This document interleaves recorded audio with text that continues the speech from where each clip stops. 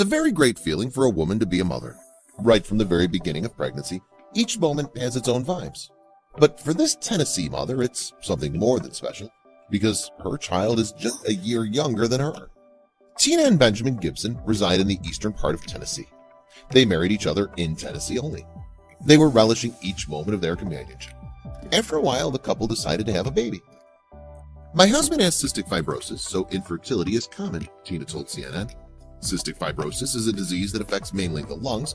However, this disease won't act as a barrier to their purpose of having a baby. However, the couple didn't allow Benjamin's condition to take a toll on themselves. They had, in fact, planned out something different. We had decided that we were more than likely going to adopt, and we were fine with that. In the meantime, they helped other children. They decided to foster a few children before landing on their final decision. The couple planned a week-long vacation. But Tina's conversation with her dad stopped them before they could embark on their vacation. Before starting their journey for the vacation, the couple decided to drop off their dog at Tina's dad's place. However, Tina's dad told them something which turned out to be a life-changing moment for both of them. "I saw something on the news today. It's called embryo adoption. And they would implant an embryo in you and you could carry a baby," he excitedly revealed to his daughter. But the couple didn't seem to be too interested in what Tina's dad told them.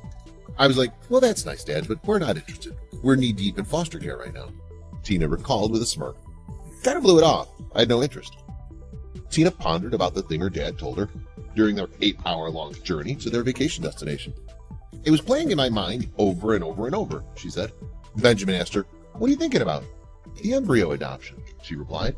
Later, Benjamin and Tina decided to research about it.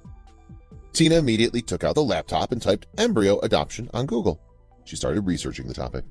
Tina kept on sharing the bullet points about the subject with Benjamin. She told him that the donation center was situated in Knoxville, Tennessee. It didn't take her long to decide. During August of last year, I just came home one day.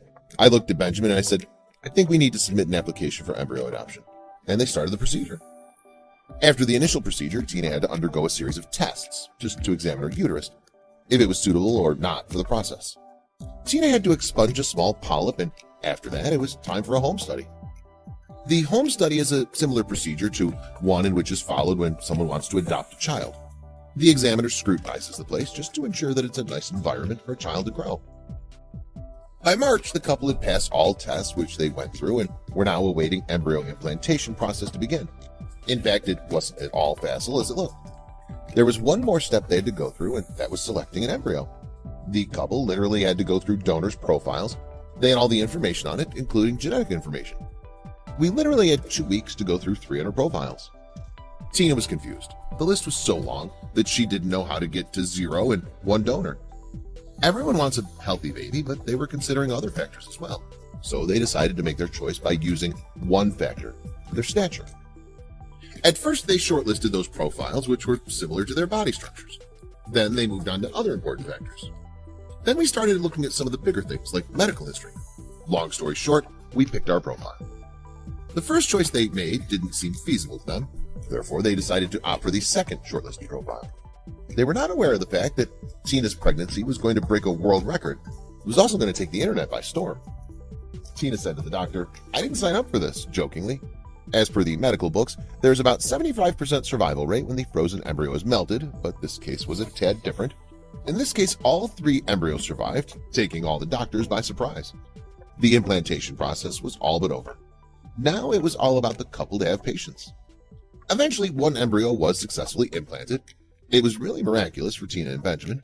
Tina gave birth to a cute and healthy baby girl. When interviewed, Tina said, "So it all just fell into place. It's our new normal. It's crazy to think about it." You might be wondering how Tina got an embryo just a year younger than her.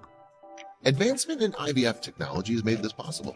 The success rates with IVF are higher, which results in the creation of fewer embryos. Nowadays, people donate the leftover embryos.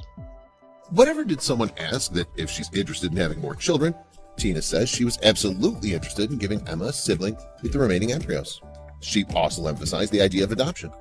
"We want to adopt, and I don't know that it's going to be in our future. We may still adopt. This just ended up being the route that we took. I think that we would have been equally elated if we were to adopt."